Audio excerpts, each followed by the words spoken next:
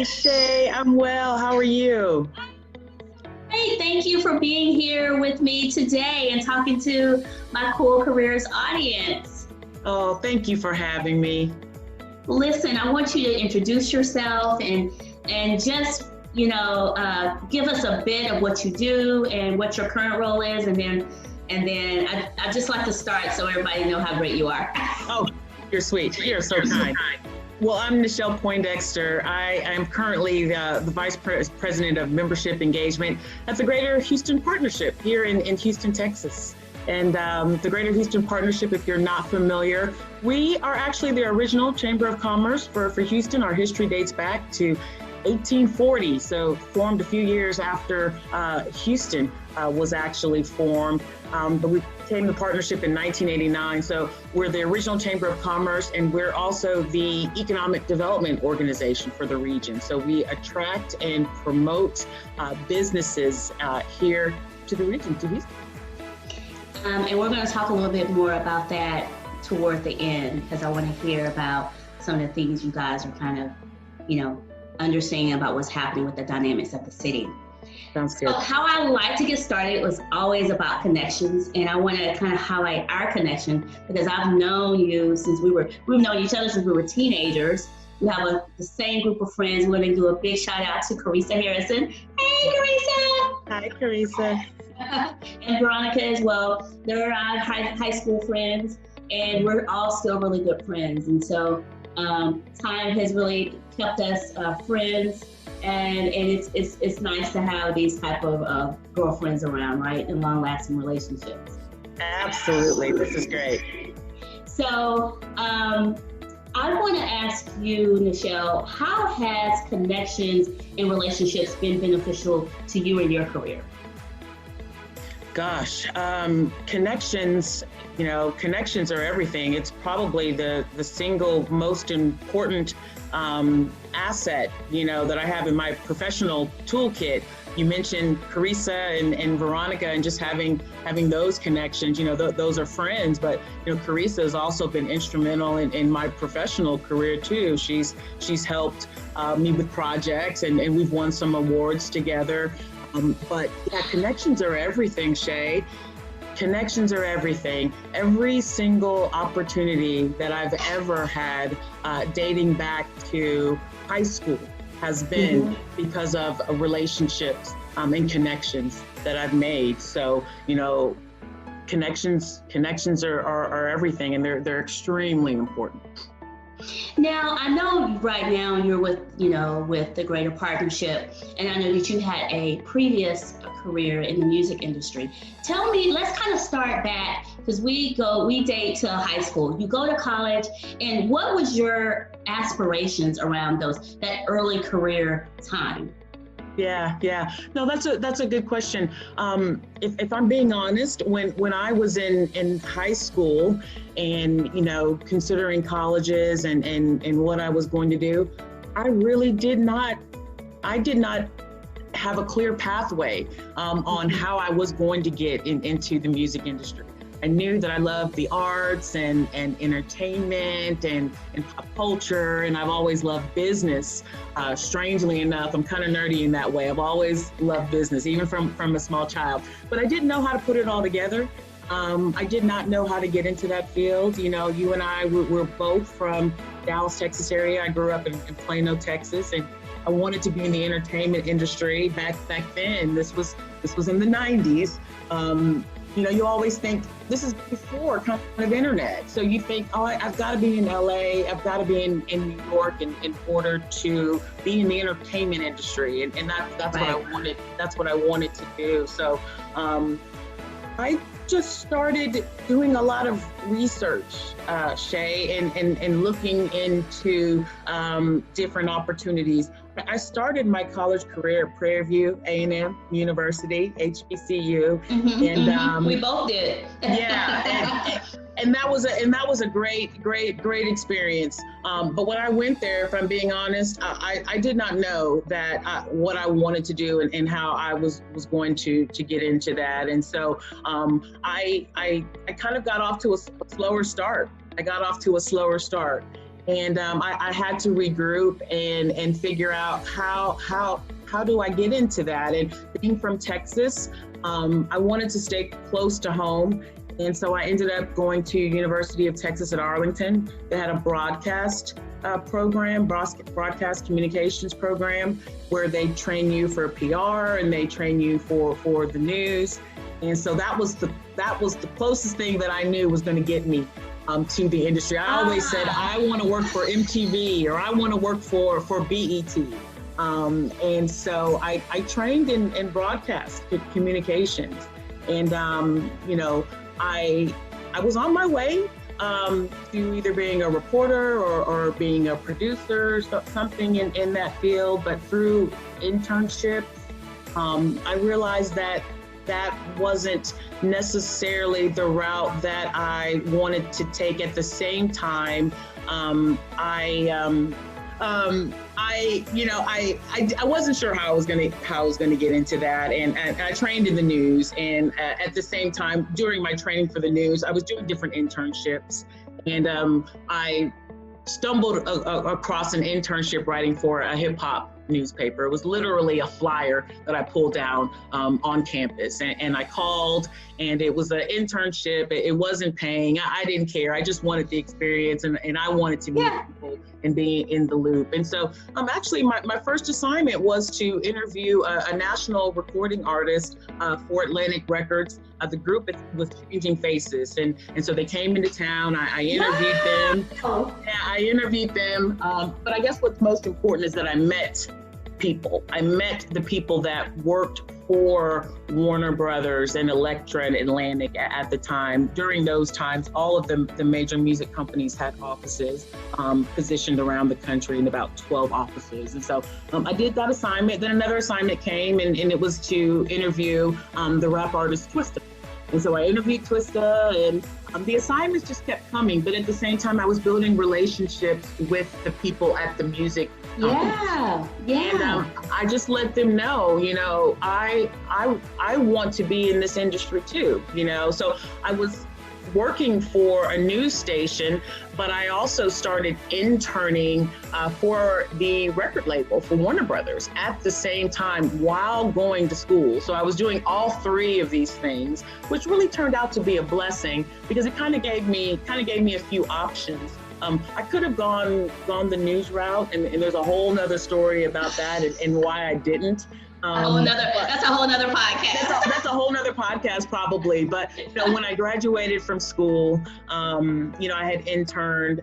I was just really passionate about being in the business. I believed in myself. There wasn't anyone that was going to tell me that this wasn't going to be an option for me. And so an assistant job came open. I was actually at the right place at the right time. I mean, I had started building my relationships. I was preparing myself, and what they say, when preparation meets opportunity, then you have success. And that's how I was able to start my career. So I started as an assistant in Dallas. And then I, just kind of started moving up the ranks. I left Warner Brothers and went on to Universal. I got that opportunity from somebody that I had met, from networking in the region. And I went on to Universal. I worked there in Dallas, and an opportunity came up in New York, again, through connections and being prepared. And I went to New York. Another opportunity came up in Los Angeles, so I left New York and went to LA. And my last stop in the music industry, when I was working in LA, one of my clients at the time was Matthew Knowles and Beyonce and that family. And so they were based here in Houston, as everybody knows. They're from Texas. And so I met Matthew. He was my client. He had an opportunity that came up that brought me back home to Texas. I wanted to come back home and be closer to my family. And so that's what I did. So I came back here, and I was head of his music label and his gospel music label from 2009 to 2012. Did that, and that's when you there? So were you 85 7 days? Oh yes, I was. Yeah. I was there. I was there during Trinity 5-7. Yeah, in fact, they're great. We had a lot of success, with the gospel label. I actually learned a lot from Matthew because, when I went to go work for Matthew, he had the gospel label, but they were having a lot more success on the management side, managing Beyonce. I'm not sure I don't remember if Solange had put out a record yet, but the gospel label really wasn't doing much yet. We had some good talent, but I just remember Matthew saying, we're going to be a top 5 label in 3 years. And we just put it out there that this is what we were going to accomplish.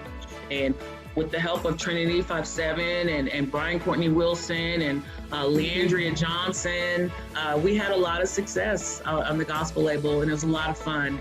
But I worked in the music industry for over 15 years, and I tell people now I retired after that. So that was my last stop.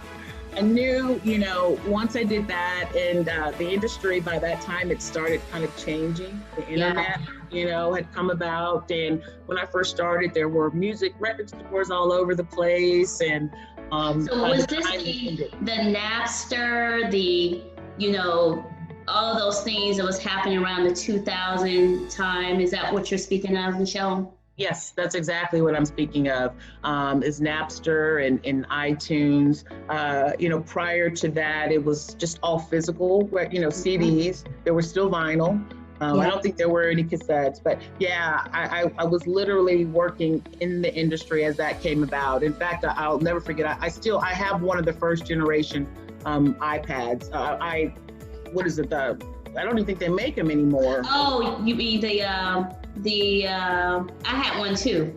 It's the first device that came out. It was heavy. It's a music device. I don't know what. See, it's been so long we don't even know the name of it. And you know what? And what's crazy is that it's been a while, but not really, considering how many iterations there's been. Of all of this technology. But yeah, you're absolutely right. I did work in the music industry around that time, and I love being in the industry. My initial goal was, I wanted to be Sylvia Rhone. Sylvia Rhone was one of the first and only Black women CEO presidents of a major label, and I always said that I wanted to do that. And again, growing up in Texas, knowing that I wanted to be in the business, just the fact that, and while I was in Dallas, honestly, working in the industry, it was great. I was a big fish in a small pond because there wasn't really a lot of people that were doing it, but I always felt like I got to go to New York and LA, and I have to pursue this. And once I was able to do that, Shay, and with the industry changing so much, and once I got back home, and you grow and life just changes. I got married. I didn't know if I was going to be in the music industry for the rest of my life. I wasn't sure if I was going to do that for the rest of my life, but I was content on what I had accomplished, and felt like I had accomplished, my dreams in that industry. But I saw a lot of changes, things that actually now, that was one of the first industries to be disrupted by technology, and the music industry was we weren't really in front of that as much. We kind of had to catch up, because we didn't think that the internet was going to have the effect that it has. But, even since leaving the industry, I worked in a couple other fields that I see some disruption because of technology. So my experience in the industry, I feel, has prepared me, for some of these things that I'm working on now. Yeah, you can foresee it, huh? You can really see it a little bit ahead of, since you've already done it before. I just love your journey. I just love all the movement, and the Dallas to New York to LA, back down to the South. I think it's beautiful. It's really nice. Thanks for walking us through all of that. Now, can you tell us a bit about your pivot and how you knew where to go next? Because I feel like that's a space where you know, we all have trouble, right? Pivoting is a normal transition now. And, you know, we do it very early, we do it very late. People do it many times in their career. Can you tell us a little bit how you chose to make this decision, or did your pivoting choose you? I think it's safe to say my pivoting kind of chose me.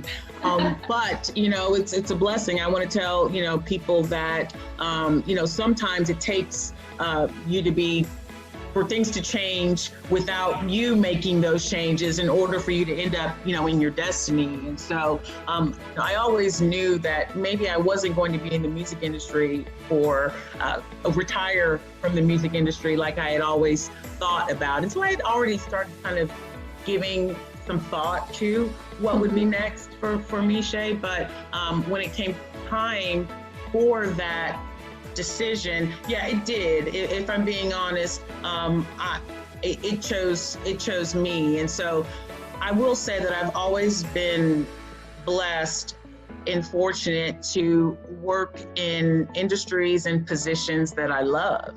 You know, it's always been a passion for me. I didn't get into the music industry because I wanted to make a lot of money. I got into it because I just loved it so much, and I wanted to be surrounded, and I loved music, and I loved the arts, and that's what I wanted to do. It never mattered how much I made, but because I loved it so much, I was willing to work hard and go the extra mile. And so the money and those opportunities came. But, you know, once that ended, I did have to do some self-reflection. And, you know, I knew that I didn't want just a job. You know, of course, you know, most people, we have to work. That's our livelihood. But, you know, if unfortunately, right? But, you know, that doesn't mean that you have to be doing something that you're not necessarily excited about. And so I looked for things that I was passionate about. You know, they always say, where do you spend your time? Where do you spend your money? And so after I left the music industry, real estate's a passion for me. I went and got my real estate license, you know, because I wanted to do real estate investing. That's still a passion of mine. It's not a dream that I've completely fulfilled yet, so I'm still working on that. Yeah. But that was one of the things that I pursued. You know, where I am now at the partnership, became passionate about policy and advocacy and, you know, working on the issues. And so, you know, I was familiar with the partnership just from working with Matthew. Matthew was at the partnership. And so I was, you know, familiar with what they did, and I was passionate and I admired their work. And so, yeah, I looked in my network. Who do I know that knows someone over there when I saw an opportunity come up? And I knew a couple board members that were over there that were able to help me, you know, meet some people over there, and it led me to where I am now. But in between the music industry and the partnership, I actually worked in staffing for about 5 years, staffing and recruitment. And you know, I would say out of all my opportunities, out of every single opportunity I've ever had is because I've known somebody. That is the only one, the only one in my life that I was, you know, given without knowing somebody there. And they actually found me on LinkedIn. They found me on LinkedIn, and they recruited me because they saw my background, my management background, and the fact that I had experience managing and identifying creative talent. And they were looking to open an office here in Houston. And I think that was just, you know, that was meant to be, because I do characterize myself as a connector, you know, and I love meeting people, and I love, you know, connecting people with other people and resources that will help them. And so, if I'm being honest, when I got into staffing, I had taken for granted that industry. I did not realize how large the industry is. I did not even think about it. But that was really the perfect job for me, because I could get paid to be a connector, you know, and to help other people get their opportunities. Because once I was done with the music industry, you know, I still love music. I'm still passionate about that. I say I'm a fan, but now I think just, you know, being in management and working with people and knowing what I had to go through to accomplish my dreams, what I'm passionate about now is helping others and helping my team of people that I work with, that I know, to accomplish theirs, you know. And so that's what's important to me now, and that's what I focus on. But yeah, it's always been, it's never been about the money. It's always been about, what do I enjoy? What am I going to look forward to waking up every morning and going to do? And if you find an opportunity that you're passionate about, that you love, it never feels like work, and the money will eventually come. I totally agree with that. And I think that's such great advice to give everyone, because if you love something, then the opportunities just come, and that's the way it happens. Can you tell us about your mentoring? Like, did you have mentors along your way, and do you mentor? Yeah, I absolutely had mentors along the way. I always tell people I consider myself a leader and a follower, because I have had such great mentors. And I love that. Yeah, I've had mentors throughout my entire career. You know, a shout out to Leroy McGlathery, who was my first mentor in the music industry. Chris Ayers, who's still a very dear friend of mine. He helped me get my first opportunity in Dallas. Then he hired for me in LA, and then I hired him in Houston, and you know, he's just a great friend. When I was in staffing, you know, I had mentored I had a boss, Brenda Holly. She was great, and just that company that I worked for just had a culture of helping each other. Yeah. And I had never seen anything like that before. So I feel like I had a few mentors.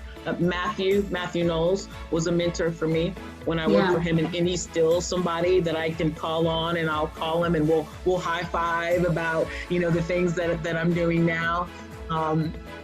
As of right now, you know, if I'm being honest, I really would like, probably, I have some mentors. They're not necessarily in my field, but they're people that I respect, that I can go to for advice. I also, you know, I love to learn and to read. And so while it might not be someone that I'm speaking to, I'm always seeking out advice from people that I respect. And as far as me mentoring, I do mentor people now. I've participated in a few programs where it's more structured mentoring, but I would hope that I have people on my team. I manage a team of 5 people that I work with, and you know, I still keep in touch with people that I've worked with over the past years. You know, I had a birthday most recently, and it was great to see my old bosses and my old assistants, and, you know, old people that I've known forever, you know, that still reach out to me. And I think it's because, hopefully it's because they still remember that time that we spent, and they, you know, are appreciative and respect, you know, the mentoring or advice that I might have offered them. So yeah, I do mentor, and I mentor, and I have mentored. Okay. It's something that you should keep throughout your career. Absolutely. I never stop learning. There's always something else that you can learn. It's important. I love that. I love that. Now, I know that you're in this position with the Greater Houston Partnership. You know, in Houston, things, you know, the economy is, you know, on a downward spiral, and the unemployment is really high. We also have oil, the energy market as well. Can you give us a bit of a snapshot before we conclude on our conversation? Can you kind of give us a general idea of the partnership and what they're saying about the Houston economy? Yeah, and also I will give the partnership's website. It's houston.org. Houston.org. And you can go there to look at information about the pandemic and the economy. These are resources that we make available to to the business community. We actually have a team of economists and researchers and that have been studying the Houston market for over 30 plus years. And so they're experts. We've been in this place before. This is not the first time, but I guess what makes this different is that we've got oil and gas, the challenges with that industry, and we have the pandemic, and it's going on all over the world. But Houstonians are resilient. Again, we've been here before, and what the economists and the researchers that I listen to that work on my team, we will get through this. It's cyclical. But it will, I think at the soonest, they say maybe 18 months, 18 months to 24 months. Again, in Houston, we kind of have a double whammy because of energy, but what we're working on now is, while Houston is the oil and gas capital of the world, we are number one. There is no close second. We're number one in the oil and gas, but we want to be seen as number one in energy. So that means, traditional oil and gas, fossil fuel, but also new energy, sustainable, wind, solar. And so right now at the partnership, that's what we're doing, is we're bringing the business community together to attract these businesses here to Houston so that we can be seen as the new energy capital of the world. So, we have some work to do. We have a lot of work to do, Faye, actually. We have a lot of work to do in a lot of areas, in a lot of areas. But, what's good is there's conversations happening, and, people are coming to the table and wanting to have these conversations about racial, equality and gender equality. That's also something we have looked at. There's issues in healthcare and education. There's a lot of work to do, but I think the first two priorities are, COVID and the economy. And so right now, people just need to stay safe, and do the things that the CDC and the health officials are recommending. I don't, as far as shutting the economy down or stopping or anything like that, that's up to the governor, and that's his decision, and the states are all doing different things, and I don't think that's not necessarily what anybody wants. What we want is just for people to just be safe, and if we just continue to wear our mask and social distance and just really be careful, we'll get through this. But it is not going to be easy, but it's not like we haven't been here before. We've been in a downturn before, and we always manage to come through it. But it's cliche. We are all in this together. We will all have to work together in order to get there. It's real in Houston. I mean, we are Houston strong, right? So I totally believe that we've always been kind of trendsetters when it comes to this neighborly, Southern style hospitality with each other and that sort of thing. So I totally believe that is true. I have really enjoyed learning all about your journey and walking us through the music industry. And you were really modest. You didn't name drop as much as you could have, I know. So how great of you. And I just think that, your story is really great. It's a really great one, just from music to staffing and real estate a bit, and also going to the greater partnership. I just think you have a wonderful story, and it's going to be really helpful for everyone. Thank you, Nichelle, for being here with me today, and we'll see you soon. Thank you so much. Thank you, We'll share your information so everyone can find you. Please do. Please do. Okay. I'll see you soon. Bye-bye. Bye-bye.